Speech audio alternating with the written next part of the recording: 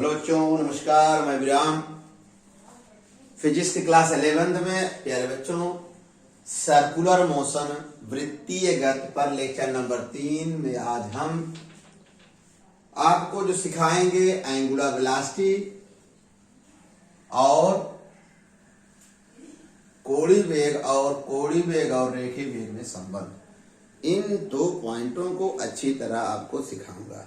जैसा कि प्यारे बच्चों आप लोग लेक्चर नंबर 1 और 2 से भली बात परिचित हैं, जान चुके हो कि कोणीय विस्थापन क्या है। अगर इस पे थोड़ा से अगर आपको याद कराएं तो आपको याद आएगा, रिमेंबर करोगे तो जानते क्या आ रहा।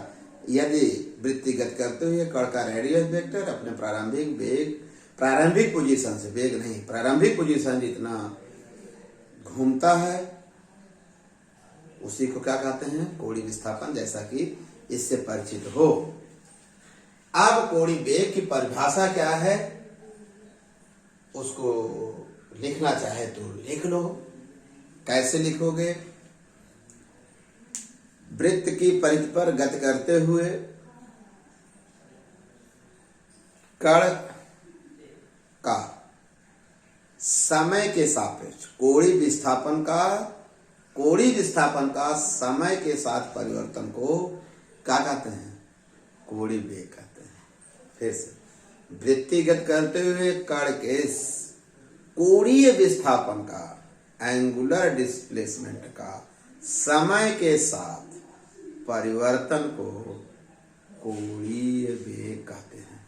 इसे ओमेगा से लिखते हैं। आइए आपको सिखाते हैं।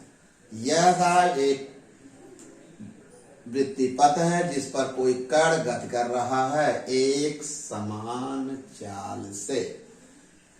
कण की गति कहीं से स्टार्ट करते हो, गति की कण यहां से स्टार्ट करते हैं, इसको हम P0 मान लिए और समय P0 मानते हैं। समय t बराबर 0। समय कभी 0 नहीं होता। प्रारंभ में कहीं न कहीं उसको रेफरेंस आप पॉइंट मानोगे, वो 0 हो गया। P0 से मान लीजिए कण T1 समय पर यहां पहुंचता है। अगर चाहे तो P1 लिख दो यहां। फिर यहीं से T2 समय पर यहां पहुंच जाता है। ठीक, 0 से T1 के बीच जो कोणीय विस्थापन θ1 होगा सिर्फ इतना बेटा दिखाई दे रहा ना। और T2 समय कोणीय विस्थापन यहां से, यही इनिशियल केस यही है, प्रारंभिक से यहां से लेकर यहां तक।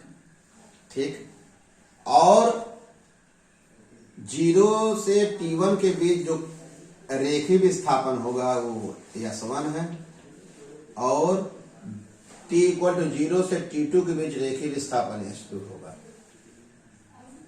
अगर समय परिवर्तन समय के साथ निकाल T1 और T2 के बीच जो कोणीय रेखीय विस्थापन डेल्टा घटा दो, S2 - S1 होगा। क्या होगा? S2 - S1 को हमने क्या माना? रेखीय विस्थापन, चेंज इन लीनियर डिस्प्लेसमेंट। और कोणीय विस्थापन को लिखिएगा डेल्टा θ बराबर θ2 - θ1।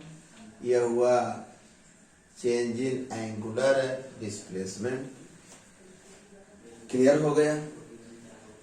अब ये पूरी, और इसकी जो त्रिज्या है, ये वृत्तीय पथ की त्रिज्या है स्मॉल r है। O से P0 तक। लिखने के लिए लड़के कैसे लिखते हैं? मान लिया कोई कण वृत्त की परिधि पर या वृत्तीय पथ पर एक समान वेग से गति कर रहा है। मान लिया कण की प्रारंभिक स्थिति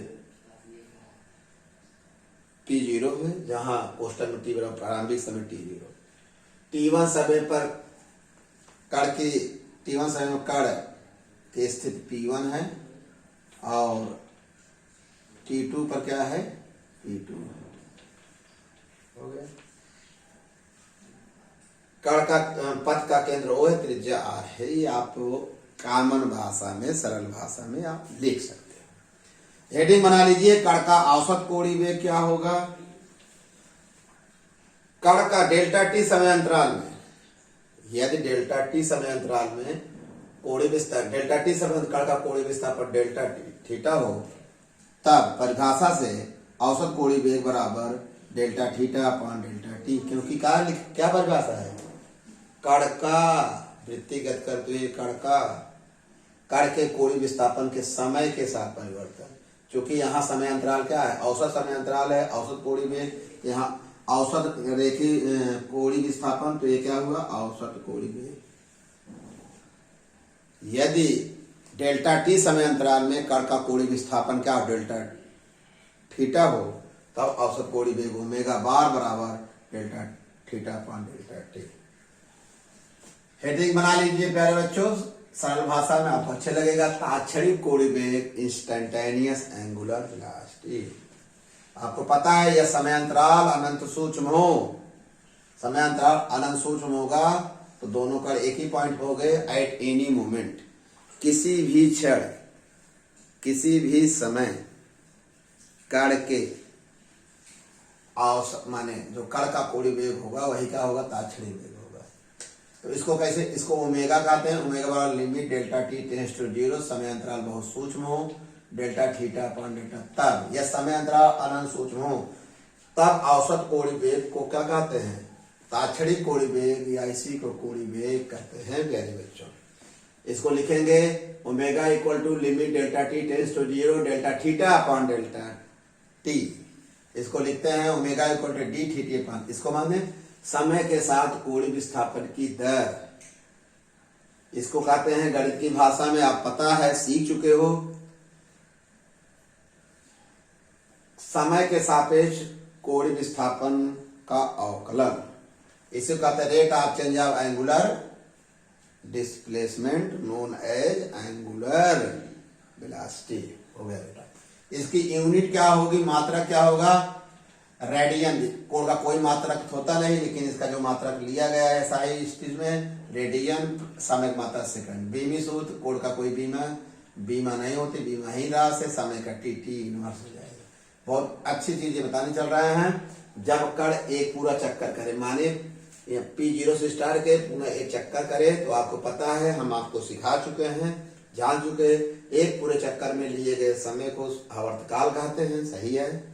और एक पूरे चक्कर में जो यह जो कोणीय विस्थापन होगा, एंगुलर डिस्प्लेसमेंट होगा, कितना 99 बता चुके हैं, 360 2 पाई, अर्थात अब यहाँ इसके स्थान पर 2 पाई पूरे चक्कर के लिए समय जो समय होगा वो कैपिटल टी आवर्तकाल के बराबर होगा। अर्थात ये बहुत इंपॉर्टेंट फार्मूला है, आने वाले जितने भी टॉपिक होंगे सब में आपको मिलेगा, इसलिए इसे अच्छी तरह से सीखते रहिए। आइए बेटा जल्दी से हम आपको और सिखा दें। तो इस पॉइंट में पहुंचते हैं। आप जानते हैं कि एक सेकंड में जो कंपनों की संख्या होगी, चक्रों की संख्या होगी, उसे आवृत्ति कहते हैं। आवृत्ति की मात्रा हर्ट्ज होता है, पता है। तो या पर सेकंड जो भी हो, n बराबर 1/t, तो इसका मतलब 1/t 2 पाई n, जहां n फ्रीक्वेंसी है। बहुत जल्दी से बेटा इसको क्लियर होगा, बहुत इंपॉर्टेंट है। इस पर आपको न्यूमेरिकल खूब मिलेंगे, पूरे उत्साह से समझिए, बहुत सरल भाषा में सिखा रहे हैं। आइए, कोणीय वेग ओमेगा की दिशा का निर्धारण बहुत अच्छी तरह से सीख लीजिए, ये आपके लेवल में बहुत इंपॉर्टेंट टॉपिक है। कोणीय वेग ओमेगा की दिशा का निर्धारण, पहली बात एक सदिश राशि से कब, जब समय अंतराल बहुत सूक्ष्म होगा तब, एट एनी मोमेंट। तो कोणीय वेग की दिशा का दाएं हाथ के अंगूठे के नियम द्वारा किया जाता है। किसके द्वारा, दाएं हाथ के अंगूठे द्वारा किया जाता है। आइए आपको हम सरल भाषा में सिखाते हैं। ऐसे पूरे हाथ को फैला लीजिए जैसे हम आपको दिखा रहे हैं, फैल गया। चारों अंगुलियों को कण की गति की दिशा में मोड़िए, ऐसे फैलाकर, ऐसे रखिए उस पर तल पर जहां कण है। अंगुलियों को कण की दिशा में मोड़ दीजिए, जिस दिशा में गति कर रहा है, अंगूठा की जो दिशा हो गई वही कोणीय वेग होगा। जैसे मान लीजिए वृत्ति पथ हम लिए हैं आपको समझाने के लिए सरल भाषा में। कण मान लीजिए इधर गति कर रहा है, माने इधर तो कोई लैंग्वेज होती नहीं, मान लीजिए एंटी क्लॉकवाइज घूम रहा है, तो आप ऐसा उंगली रखोगे, ऐसे उसी दिशा मोड़ोगे। इसका मतलब यह जो तल है, वृत्ति पथ है, यह जो एक तल होगा उसके लंबवत किधर होगा, बाहर की ओर। कब, जब कण किधर गति करे, एंटी क्लॉकवाइज, अर्थात वामावर्त। और यही चीज अगर इधर गति करे तो ऐसे होता, अब इसको अंगुली को इधर मोड़ने से तो ऐसे होगा ना, ऐसे होगा, देखो ऐसे। इधर गति कर रहा है क्लॉकवाइज, अंगुली क्लॉकवाइज मोड़ दीजिए, अंगूठा ऐसे होगा, एंटी क्लॉक आज अंगूठा, इसलिए यहाँ बनाए हैं, समझ गए होगे। या क्लॉकवाइज होगा तो ऐसे मोड़ो, चूंकि ये प्लेन बना रहे थे, तो 3 डायमेंशनल बताए हैं। यहाँ ऐसे रख दो, ऐसे रखो, कागज तल के लंबवत बाहर हो। यहाँ क्या होगा, अंगुली तो अंदर जा नहीं सकते हैं, इसे बता चुके हैं, ऐसे। तो ये क्या होगा, देखो ऐसे कागज तल के लंबवत नीचे की ओर। बहुत अच्छी तरह से सीख लीजिए, पहचान लीजिए, बहुत इंपॉर्टेंट है। आइए बेटा जल्दी से एक चीज और बता दे, बहुत इंपॉर्टेंट, जो न्यूमेरिकल के इंपॉर्टेंट है, कोणीय वेग ओमेगा तथा रेखीय वेग v में संबंध। जल्दी से इसको सीखो बेटा। चित्र वही रहेगा जो चित्र आप बनाए हो, बस लिखना हो तो लिख लीजिए। मान लीजिए एक कोई कण, थोड़ी भाषा चित्र बनाकर लिखना। मान लीजिए कोई कण एक वृत्त की परिधि पर एक समान चाल से गति कर रहा है, वृत्त का केंद्र O है, त्रिज्या R है, कण का डेल्टा टी समय अंतर कोणीय विस्थापन थीटा हो और रेखीय विस्थापन डेल्टा हो, या सो तब आपको पता है कोणीय विस्थापन डेल्टा थीटा बराबर डेल्टा एस अपान आर, त्रिज्या गुणा कर दीजिए तो डेल्टा एस बराबर आर इंटू डेल्टा थीटा, दोनों पक्षों में डेल्टा टी से हम भाग दे दिए, ये रिजल्ट आ गया। यदि समय अंतराल अनंत सूक्ष्म हो, डेल्टा टी टेंड्स टू तात्क्षणिक के लिए एट एनी मोमेंट के लिए प्यारे बच्चों ऐसा कर दिए। Limit delta T tends to 0 हमने लगा दिया दोनों तरफ। इसको क्या कहते हैं आपको पता है, ये रेखीय वेग का फार्मूला v हो गया, ये r है, ये क्या है, ये अभी पढ़ के आया, यह कोणीय वेग है। इसका मतलब v इक्वल टू आर, क्या संबंध निकला, v equal to R omega. आइए जल्दी से बेटा फिजिक्स बता दें। अगर इसमें ओमेगा को कांस्टेंट मानोगे तो v प्रोपोर्शनल r, इसका मतलब है वृत्तिगत करते हुए कण का रेखीय वेग अधिक कब होगा, जब उसकी त्रिज्या बड़ी होगी। छोटी माने त्रिज्या पर निर्भर करता है, त्रिज्या के अनुपाती होता है। इसका मतलब अगर पथ की त्रिज्या अधिक होगा तो रेखीय वेग अधिक होगा। कब, जब एक समान कोणीय वेग से गति करेगा तब। दूसरा बहुत इंपॉर्टेंट है, यदि हम v को कांस्टेंट मान लें तो r omega equal to constant, इसका मतलब ये कांस्टेंट है, इसका मतलब है r reversely proportional to omega. अगर v कांस्टेंट होता है, इसका मतलब बेटा अगर पथ की त्रिज्या छोटी होगी तो कोणीय वेग क्या होगा, बड़ा होगा। कोणीय वेग बड़ा होने का मतलब जल बहुत तेजी से चक्कर लगाएगा। आप साइकिल चलाते हो प्यारे बच्चों तो देखे होगे कि जो पैडल होता है उसका ये जिस पर पैर लगाते हो बड़ा होता है और पीछे के पहिए और चैन द्वारा इनका संबंध होता है।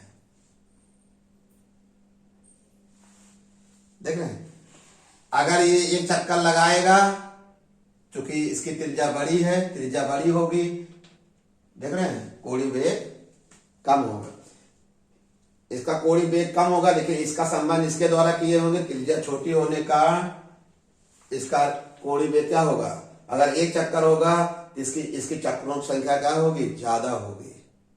क्यों, v का कांस्टेंट माने में। इसलिए आप जब गेहूं वगैरह पिसाते हो देखे होंगे ना बेटा, एक जिस पर वो घूमता है उसका छोटी पुल्ली और जो बड़ा होता है वो उसका एक चक्का होता है, जो छोटी पहिया होती है उसका ज्यादा चक्का, क्योंकि उसका संबंध होने के कारण वहां v कांस्टेंट है। इस फार्मूले से कंसेप्ट है, ये एक चक्कर लगाएंगे तो कई चक्कर लगाएंगे, इसके अपेक्षा ज्यादा चक्कर लगाए क्योंकि इसकी त्रिज्या बड़ी है, कोणीय वेग कम होगा, इसकी त्रिज्या छोटी है तो कोणीय वेग अधिक होगा। आइए बेटा ये जल्दी से हम आपको सिखा दिए। एक कण के एक पूरे चक्कर के लिए आप पता है, एक पूरे चक्कर में यही चाहे यहाँ एक पूरे चक्कर के लिए ये निकाले हो, कहाँ निकाले हो, यहाँ निकाले थे, इसको लिख सकते हो 2 पाई बटे कैपिटल टी आ गया। वैसे पूरे चक्कर के लिए भी सब एक पूरे चक्कर में चली गई दूरी 2 पाई आर परिधि के बराबर होगा, समय कैपिटल टी ये आ गया। और बहुत जल्दी से आप इसको लिख लो प्यारे बच्चों, इसका जो वेक्टर स्वरूप होगा क्या, रेखीय वेग और कोणीय वेग का जो वेक्टर स्वरूप होगा v इक्वल टू वृत्तिगत कर रहा है omega cross r, omega vector cross r, जहां r को पोजीशन वेक्टर, एक ये जो पोजीशन वेक्टर कर सकते हो रेडियस वेक्टर कर सकते हो, आपको पता है अगर इसको यह आई जे के पदों में दिया रहेगा, ये भी आई जे के पदों में रहेगा, अगर तब कैसे निकालोगे आपको सिखा चुके हैं वेक्टर में। यहाँ क्या लिखोगे, आई जे के, याद है ना। तो परीक्षा में इतने बहुत है, लेकिन हल करने का फिर ओमेगा के गुणांक, ओमेगा 1, ओमेगा 2 और ओमेगा 3, फिर आर के, R1, R2, R3, ये पता है बेटा, आपको अच्छी तरह से जानते हो। इसका तरीका आपको हम सिखा चुके हैं, कहाँ, वेक्टर एनालिसिस में। थोड़ा से रिकैप कर लेना। मुझे विश्वास हो गया आपको ये अच्छी तरह से समझ में आ गया। हमने आपको कोड़ी वेग बताया, ताक्षणिक कोड़ी वेग बताया, ये बहुत इंपॉर्टेंट, इनमें संबंध बताया, सरल से सरल भाषा में आपको सिखाया है। निश्चित रूप से आपको समझ में आएगा। पढ़िए, नोट्स बनाइए, लोगों को बताइए, विराम चैनल से जुड़िए, बहुत ही सरल भाषा में आपके लेवल के अनुसार बताते हैं। ओके बेटा, धन्यवाद।